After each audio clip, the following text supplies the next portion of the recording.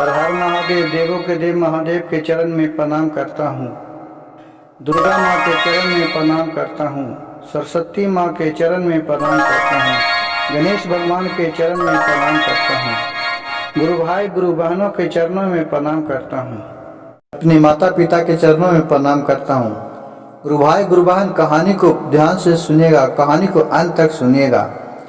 आधा कहानी सुनने से शिव गुरु का अपमान होता है, पूरा कहानी सुनने से ज्ञान होता है। एक गांव में भोला नाम का एक व्यक्ति था। बेचारा बहुत ही गरीब था। कोई काम करने जाता था तो उसको आधा पैसा मिलता था, काम करके लाता था। और एक बाल बच्चे थे, पत्नी थी, उसके साथ अपना गरीब के कारण जो भी सूखा रूखा मिल जाता था खा पी के जीवन व्यतीत करता था।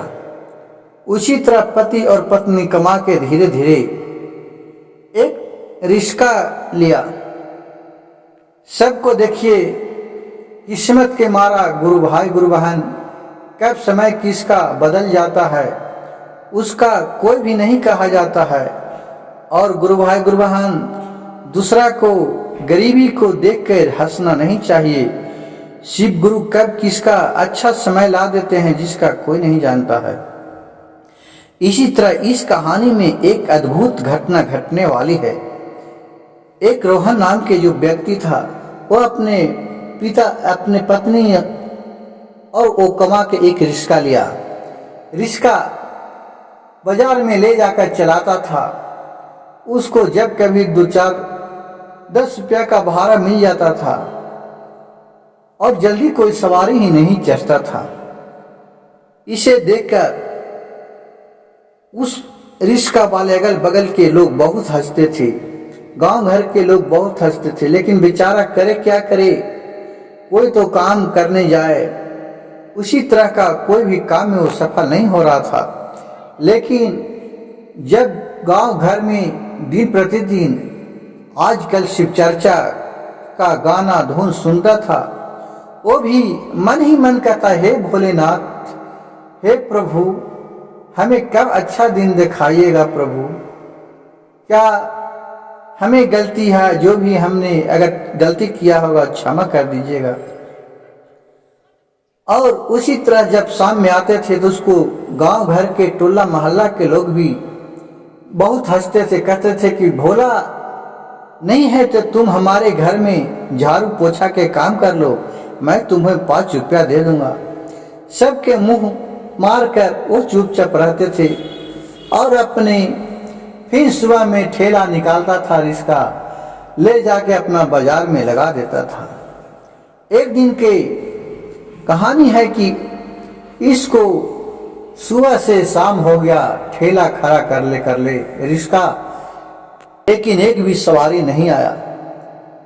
शिव गुरु भोलेनाथ का मंदिर उसी जगह था। ये मन में कहा, हे प्रभु, हे भोलेनाथ, आज तो खाने के लिए भी हम पे आफत है, आज मैं क्या खाऊंगा भोलेनाथ। उतने में उधर से एक साधु बाबा आए।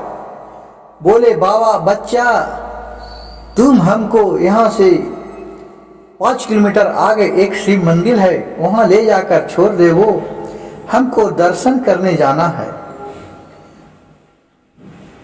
बोला कि हाँ बाबा चलिए, छोड़ दूंगा। कहा कि बाबा बच्चा, मेरे पास तो पैसा है नहीं, मैं पैसा नहीं दे सकूंगा। ये भोला थोड़ा देरी ठुकदम हो गया, फिर सोचा चलो ऐसे भी तो बैठले हूं, कम से कम एक बुजुर्ग के भोलेनाथ का दर्शन करवा लेता हूं, कुछ तो पुण्य मिलेगा ना, ऐसे भी तो मैं सारे दिन बैठा हूं। कहा ठीक है बाबा चलिए, कोई बात नहीं है, कम से कम हमारे रिश्ता तो चलेगा, आपका कम से कम दुआ दीजिएगा वो तो मेरे पास लगेगा ना, आइए बैठिए। और फिर बाबा थे जो भोलेनाथ थे, जो साधु के रूप में आए थे इसको से परीक्षा लेने के लिए, और फिर उसके रिक्शा पर भोलेनाथ बैठे और फिर वहां से ले जाकर उस मंदिर के पास छोड़ दिए। अब ये रिश्का वाले भोला जब लौटने लगा तो साधु बाबा बोले कि बच्चा आओ अंदर में थोड़ा प्रसाद तो लेके जाना। कहे ठीक है, अब आ गए हैं तो चलिए भोलेनाथ के प्रसाद ही ले लेते हैं। अंदर में गया तो बाबा वहां से प्रसाद लाके दिए, प्रसाद खाए तो जो रिश्का था जो देख रहा है कि ये बहुत अच्छा कार में चमक गया, वो कार बन गया और रिश्का वाले के घर था जो महल में बदल गया और वहां सारी सुख सुविधा मिल गया। जब इधर लौट के देख रहे हैं तो देख रहा है ये मेरा तो रिश्का बहुत सुंदर कार बन गया। फिर पीछे देख रहा है बाबा को तो देख रहा है बाबा तो है ही नहीं। ये समझ गए कि ये भोलेनाथ प्रभु की लीला है, उन्हीं का कृपा है। और फिर वो सर पटक के वहां भोलेनाथ को प्रणाम किए और फिर कार पर बैठ के अपने घर आए। घर आए तो देख रहे हैं कि घर से इसका जो झोपड़ी था ये पूरा महल में बदल गया और इसका पति पत्नी और बच्चे बहुत खुशी खुशी अंदर चाल किया और गया। और ये सब कहानी अपने पत्नी से बोला। उसकी पत्नी बोली कि सब भोलेनाथ की कृपा है, देखिए ना एक बार एक लगा कि हरहरा के आवाज आया और एक घर था ये महल में बदल गया। और फिर भोला अपने सारी कहानी कहा कि मैं एक बाबा को ले जाकर मंदिर में छोड़ा था, उस जगह देखिए मेरा रिश्का था जो कार बन गया।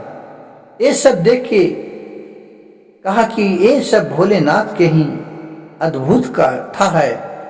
और फिर सब भोलेनाथ को फिर उसी मंदिर में उसी कार पर बैठ के फिर दर्शन करने गए और वहाँ पूजा पाठ अर्चना किए और वहाँ शिव चर्चा करवाए बहुत धूमधाम से।